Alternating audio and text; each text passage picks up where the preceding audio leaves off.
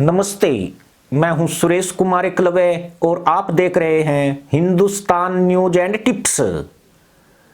जैसा कि इस चैनल ने कहा था कि 72 घंटे बाद पाकिस्तान में एक सुनामी आने वाली है, अब वह सुनामी आ चुकी है। कंगाली में मुल्लाई मुजरक कर रही कौम पर आफत की लाठी चल चुकी है और पाकिस्तानी करेंसी 2 दिनों के भीतर $1 के मुकाबले 268 पाकिस्तानी रुपए पर पहुंच गई है।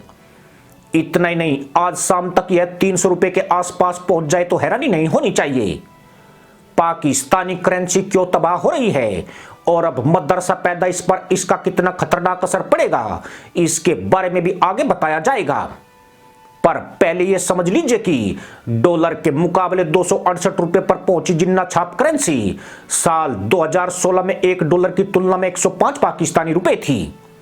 2018 में यह बढ़कर 110 रुपए हो गई। तब इमरान लोंडा पाकिस्तान का नया पीएम बना था। उसके बाद 2019 में ये 138, 2020 में 154, 2021 में 160 और इमरान के कार्यकाल में ही जनवरी 2022 में यह 175 पाकिस्तानी रुपए पर पहुंच गई। लेकिन पिछले एक साल में पाकिस्तानी रुपया करीब 90 रुपए और गिर गया है और जनवरी 2023 में 268 के स्तर तक पहुंच गया है। खास बात यह कि ब्लैक मार्केट में एक $1 का दाम 310 पाकिस्तानी रुपए तक बोला जा रहा है। यानी हालात श्रीलंका से भी ज्यादा बदतर हो गए हैं। पाकिस्तानी करेंसी की तबाही की प्रमुख वजह शहबाज सरकार की तरफ से विदेशी मुद्रा कंपनियों के ऊपर से एक्सचेंज रेट पर कैप को हटाना है। यानी सरकार डॉलर को नियंत्रण मुक्त कर रही है। सरकार का ऐसा करने का कारण आईएमएफ की शर्तों को पूरा करना माना जा रहा है, जो 2018 में बेल आउट कार्यक्रम के हिस्से की प्रमुख मांग थी। इसका मतलब यह है कि आईएमएफ का कर्ज हासिल करने के लिए पाकिस्तान की सरकार पूरी तरह घुटनों पर आ गई है और अब देश को डिफॉल्ट होने से बचाने के लिए आईएमएफ की तमाम शर्तों को मानने के लिए पूरी तरह तैयार है। यही वजह है कि उसका पहला प्रहार फ्री डॉलर के रूप में मदरसा पैदाइश की तशरीफ पर हुआ है, जिसके बाद पूरे मदरसा मुल्क में चीख पुकार मच गई है और अब ऐसे आसार बन रहे हैं कि पाकिस्तान दंगों और लूट खसोट का रणक्षेत्र बनने वाला है, क्योंकि लोग सड़कों पर उतर आए हैं और देश में कारोबारियों एवं उद्योगपतियों ने सरकार के खिलाफ मोर्चा खोल दिया है। इस तरह की बदमाशी की कि एक तो आगे ही हम डैमेजेस को भुगत रहे हैं, डिटेंशन को भुगत रहे हैं। अब हमें बैंक्स ये कहना शुरू कर दें कि हम आपके बीएल वापस चाइना भेज देंगे, तो हम ईंट से ईंट बजा देंगे इन सब की। और जो इक्तदार में बैठ के लोगों को जलील कर रहे हैं, हम उनको भी इक्तदार में नहीं रहने देंगे इंशाअल्लाह। जनाब डार साहेब अपने चेहरे से नकाब उतारे और ताजरों का साथ दें। गवर्नर स्टेट बैंक को आगे ना करे, खुद सामने आए। आप आए थे डॉलर को ठीक करने, अगर आपसे ठीक नहीं हो रहा तो आप मेहरबानी करके दोबारा वापस चले जाए। हमें ऐसे लोगों की जरूरत नहीं जो हमारे बच्चों को भूखा मार दे। हमारा किसी से ताल्लुक नहीं, ना इमरान खान हमारा रिश्तेदार है ना कोई और हमारा रिश्तेदार है। हमारे रिश्तेदार ये हमारे ताजिर भाई हैं। कंटेनर पड़े मर गए हम लोग, उड़ा के बिहार है हम। आपको डेटा दे चुके हैं, फिर 5 दिन हो गए डेटा दिए हुए। एक कंटेनर $40 पर डे चार्जेस हम लोग पे कर रहे हैं एवरी डे। इसके जिम्मेदार कौन है? डॉलर आपने थोड़ी देते हैं, सिर्फ मैसेज करवा चुके हैं। ठीक है सर, आपकी रिसाइए भाई, भर चुके हैं। पाकिस्तान के हालात कितने भयानक हो गए हैं, इसका अंदाजा इसी से लग जाता है कि खुद देश का योजना मंत्री देश में दंगे होने की भविष्यवाणी कर रहा है। पर अभी तो आईएमएफ की पहली शर्त को ही आंशिक रूप से लागू किया गया है। इसके अलावा भी उसकी 6 कठिन शर्तें शामिल है। इनमें 2 शर्तें तो इतनी गंभीर है जो पूरी पाकिस्तानी कौम को तहमतवीन कर सकती है। अभी तेल, गैस, बिजली के दाम बढ़ाने की शर्त तो पूरी ही नहीं की गई है।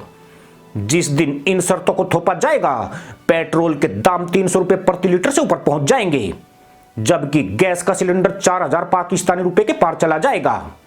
वहीं बिजली के दाम इनके परमाणु बम की सारी हेकड़ी निकाल देंगे, क्योंकि जब इन जाहिलों के तहमद और टोपी से बुरके के स्तर बनाए जा रहे हैं, ये अब भी परमाणु बम का राग अलाप रहे हैं। ये लोगों से खिताब करें, अब जोश खिताबत में झूठ मत बोलें, जो कि आप पुराने आदी हैं। आप सादिक अमीन नहीं हैं, आपको पता है। आपके ऊपर अब वो जब दूसरों को जब चोर चोर कहते हैं तो ये बिफिटिंग है कि आपको डाकू कहा जाए, बहुत बड़ा डाकू कहा जाए। आपको तो इतने बड़े स्कैंडल निकल चुके हैं, अरबों के तो आपने हीरे ले लिए लोगों से, आपने घड़ियां बेच दी, क्या क्या काम नहीं आपने किया। तो ये मेहरबानी करें आइंदा, अगर आपने कहा कि 99 में भी इसहाक डार ने मईशत का तबाह करके चला गया था, आपको शर्म आनी चाहिए। इसहाक डार ने 6 नवंबर 1998 को मईशत संभाली थी।